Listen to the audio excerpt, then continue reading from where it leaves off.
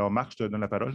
Oui, bonjour. Juste une clarification ici avec les commentaires de Paul Maurice, que j'ai aucune idée c'est venu de où, mais Paul Maurice, il a manqué d'aucun de respect envers l'organisation à propos de serrer la main aux joueurs. C'est une chose que l'instructeur des deux équipes, pour moi, c'est une option. Alors, ils ont serré la main entre Dom et Paul, puis après ça, ça appartient à l'instructeur. Alors, pour nous, Paul Maurice, il était parfait dans son comportement.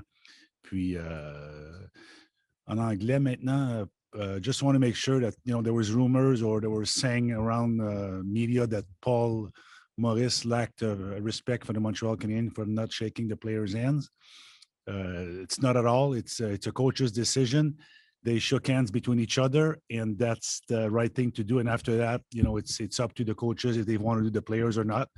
But Paul Maurice been in the league a long time, and there's no way that he showed the Montreal Canadiens any disrespect. Like me and Chevy, we shook hands, and that's how it works. GM, coaches, and players.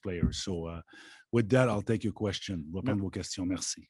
Merci, Marc. Alors, Luc Gélina. Merci, Paul. Bonjour, Marc. L'initiative d'inviter Bob Gainey, on nous a dit que ça viendrait vraisemblablement de toi. Puis, dans le passé, il y a plusieurs anciens qui ont dit qu'ils auraient aimé pouvoir s'impliquer, mais que l'administration actuelle ne semblait pas enclin à des collaborations avec les anciens. Donc, qu'est-ce que tu peux démystifier de ce qui se dit? Puis, ensuite, pourquoi donc Bob Gainey? Puis, ça peut être quoi l'impact? Bob Gainey, pour nous, c'est l'image d'un joueur qui représente l'image de notre équipe. Comme personne calme, comme personne qui a joué un rôle important dans l'organisation, puis aussi la façon qu'il se comportait sur la patinoire, la façon que nous, on performe l'équipe, les détails, compétitionner, pas vraiment flashé, mais vraiment un joueur d'équipe. C'est ça que Bob représentait. Puis pour nous, c'est le meilleur exemple d'amener. Puis aussi, on a quelque chose à l'interne qu'on garde pour nous, puis qui représente aussi un aspect important de Bob Gainey. Martin McGuire. Bonjour, Marc. Il y a quelques années, quand tu as prolongé le contrat de Carey Price, faisant en sorte que vous l'attachiez pour longtemps avec l'organisation, beaucoup de gens ont soulevé la réflexion 10 millions pour un gardien, c'est beaucoup, dans une masse salariale contrôlée avec un plafond. C'est quoi l'impact de cette décision-là encore aujourd'hui? Est-ce que tu penses que ça a été peut-être la plus importante que tu as pris de prendre 10 millions de ta masse salariale puis de mettre sur ton gardien de but?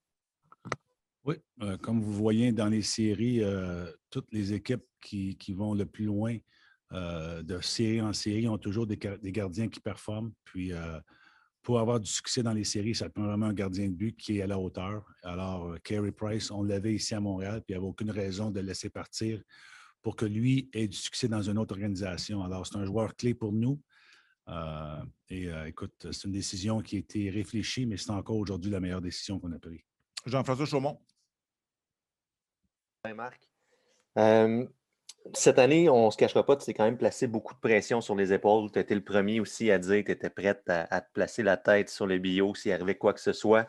Il y a eu le congédiement de Claude, l'arrivée de Dom. Y a-t-il des moments où tu as douté de cette équipe-là? Puis quand tu perds 3-1 contre les Maple Leafs, je suis juste curieux de savoir le matin de ce match-là, du 5e match, comment tu te réveilles? As-tu autant confiance de voir cette équipe-là rebondir? Oui, écoute, j'ai cru en cette équipe-là dès le début, même ici en janvier, quand je vous ai annoncé qu'on avait bâti une équipe pour les séries. C'est certain qu'il y a toujours des obstacles. Alors, c'est comme deux genres de hockey entre la saison régulière et les séries. Puis, tu ne peux pas bâtir une équipe d'une façon, puis rendu dans les séries, tu changes le personnel complètement. Alors, il y a toujours des risques à prendre, mais tu vois, aujourd'hui, ça porte fruit. Mais aussi, on a eu des périodes difficiles durant l'année. Puis, je ne te cacherai pas que la cédule de 25 matchs, je crois, en 44 jours, nous a fait beaucoup mal physiquement, mais aussi mentalement. Puis, on parle de la division canadienne. On était la division qui avait le plus de voyagement entre l'Est et l'Ouest. Alors, ça aussi, ça rentrait dans le corps des joueurs. Mais ce qui en fait pour Toronto, moi, personnellement, j'étais calme. on est très conscient qu'il y a des vétérans leaders qui sont levés dans la chambre et qui ont eu entre eux-mêmes des discussions. Puis je crois des Corey Perry, des Eric Stahl, des Jake Allen, Eddie, Webby ont dit des choses à dire qui étaient importantes. Puis écoute, ça prend aussi de la chance, il ne faut pas se le cacher. Mais tout semble bien aller. Puis la façon qu'on performe en ce moment, je suis très fier de notre équipe. Eric Engels. Hey, Mark. Very much on the same theme. I'm wondering from a personal perspective, this is your ninth season as GM. I'm sure you would agree it was unlike any other that you've had. I'm wondering how you managed the ups and downs of the season personally, how you felt about it, and how you feel right now going through this, how much you're enjoying it, what your passion level is for your job right now versus at any other point in your tenure as GM. Well, a scheduled regular season, there's peaks and valleys. It always is. It's either 80, even if it's 82 game season or 56, there's ups and downs. And of course, for us, once we got hit with the COVID, we took that 7 to 8 days off, and that schedule got really cramped up. Yeah, it was difficult because I saw our players caring, but mentally and physically being really tired. And plus, we were getting guys who were injured at the same time, key players. So it was tough, but they battled through it. We got in, and I always said, once you're in, anything's possible. And we're sitting here today excited about the challenge of facing the Golden Knights, which is, one of, if not the top team in the NHL. They just beat the Avalanche, and they finished, I think, pretty close, or 82 points each with the President's Trophy. So, we're well aware we're the underdogs, and like Tyler said, we don't care. We're going over there, and we'll be ready to face the challenge on Monday night. Simon Olivier. Bonjour Marc, quand tu nous as parlé la dernière fois, la date limite des transactions, tu parlais d'une équipe qui était confusing, qui était confondante dans sa manière de jouer. Évidemment, il y a le calendrier, tout ça, mais qu'est-ce qui a changé selon toi, justement, qui rend ça moins confondant? Puis ça a été quoi peut-être le déclic? Écoute, j'ai vraiment pas la réponse exacte, la raison pourquoi, mais comme l'expression de proofs in the pudding, en ce moment, c'est une équipe qui a beaucoup de confiance, qui croit en le moyen, puis tu as un mix de jeunes, de vétérans, puis ils ont vraiment du plaisir à jouer ensemble. Puis ça paraît sur la patinoire, ça paraît dans le vestiaire. Alors, les joueurs sont très excités de commencer cette série lundi à Vegas. Pierre Lebrun.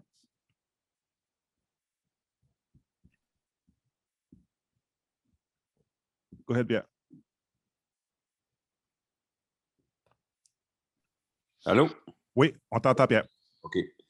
Marc, peut-être, est-ce que tu peux nous rappeler peut-être les conversations avec ton staff lorsque vous avez visé Suzuki dans l'échange de Pacioretty? C'est quoi dans Suzuki à cet âge-là, comme jeune espoir, qui vous donnait la confiance qui était pour devenir le joueur qu'on voit aujourd'hui? Bien, écoute, Pierre, honnêtement, on aimait l'upside de Nick, mais quand tu regardes un joueur de 18-19 ans, c'est jamais le produit final. Il y a toujours des étapes que le joueur, pour se prendre en main pour le next level.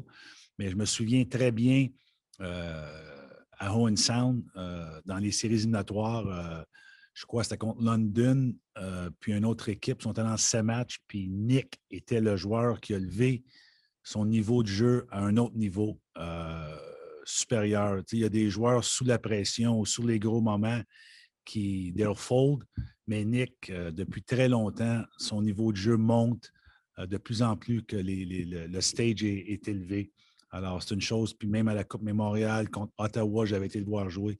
Il m'a vraiment impressionné dans les gros matchs, la façon qu'il se comportait. Puis aujourd'hui, c'est la même chose qu'on voit.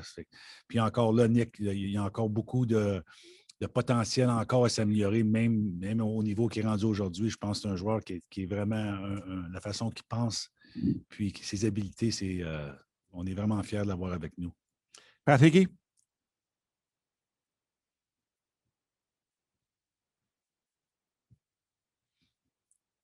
Go ahead, Pat. OK. On va y aller avec Alexis Bélanger. Merci, Paul. Bonjour, Marc. L'équipe a déjà été dans cette position-là en 2014, quand tu étais le DG. Ça remonte à longtemps, évidemment, mais quand tu compares, et puis il y avait eu des circonstances un peu atténuantes avec la blessure à Carey, mais quand tu compares avec cette équipe-là, qu'est-ce qui te donne peut-être confiance? Vois-tu des similarités avec le groupe de 2014 ou qu'est-ce qui te donne confiance que cette fois-ci, ça pourrait être la bonne? Deux équipes complètement différentes. À l'époque, en 2014, on était une équipe, je crois, un peu plus, le noyau un peu plus âgé. Structure différente, ça ne se compare pas. Mais écoute, on est juste mi-chemin du but final. Alors, il y a beaucoup d'enthousiasme dans la ville, mais il faut comprendre qu'on est seulement à moitié chemin. Alors, on a beaucoup de pain sur la planche encore. Marc-Antoine Godin. Merci, Paul. Bonjour, Marc. Tout à l'heure, tu parlais du fait de l'importance de simplement juste rentrer en série parce qu'on ne sait pas ce qui peut arriver une fois qu'on y est rendu. Est-ce que la leçon de cette année, à quelque part, c'est de dire, bien, justement, vu que tu as bâti ton équipe en fonction des séries, dans les années prochaines, finir très haut au classement, viser le trophée du président, des choses comme ça va devenir vraiment secondaire par rapport au fait d'avoir une équipe qui, au moment où les séries vont commencer, va être bien rodée, quitte à vivre avec vraiment des hauts et des bas dans la saison régulière? Ouais, écoute, le but, c'est pas d'arriver dans la saison et de dire OK, on va juste faire les séries. Quand tu arrives en octobre, tu veux gagner le plus de matchs possible, mais il y a des périodes d'apprentissage dans une équipe. Il y a des périodes aussi que l'adversité amène du caractère, amène comme la peau plus épaisse dans des situations difficiles. Puis aujourd'hui, on est rendu là. C'est certain que Vegas, contrairement à nous, ont une très bonne saison. Puis on est à la même place aujourd'hui. Alors, c'est deux cheminements complètement différents, mais notre équipe, malgré toutes les étapes difficiles qu'on a eues, on a été capable de passer au travail. Puis aujourd'hui, aujourd'hui, je te dirais, dans les derniers mois, je sens vraiment une équipe ensemble, une équipe bâtie, puis une équipe qui s'amuse bien à jouer ensemble. Puis l'enthousiasme dans la chambre est vraiment quelque chose de spécial avec nos vétérans et nos jeunes. John Lou. Thank you, Paul. Mark, when you go back to the offseason and consider the acquisitions you made and then tough decisions through the season, like dismissing Claude, Stefan, trade deadline acquisitions, do you feel validated for the decisions that you've made this season that have gotten you to this point? Yeah, I mean, the guys we brought in, I mean, sometimes it does work, sometimes it doesn't work. But we knew we were bringing guys with characters, you know, and like I mentioned to our team in our first meeting in Toronto before the season start, these guys who won Stanley Cup, they were not brought in here by accident, but by design. And I think it's paying off now. We have some young kids, but we have some strong leadership that have been through the battles of winning a Stanley Cup. I mean, just a year ago, Corey Perry was in the final with the Dallas Star. Eric Stahl won a Stanley Cup, I think it was in 04, 05 with Carolina.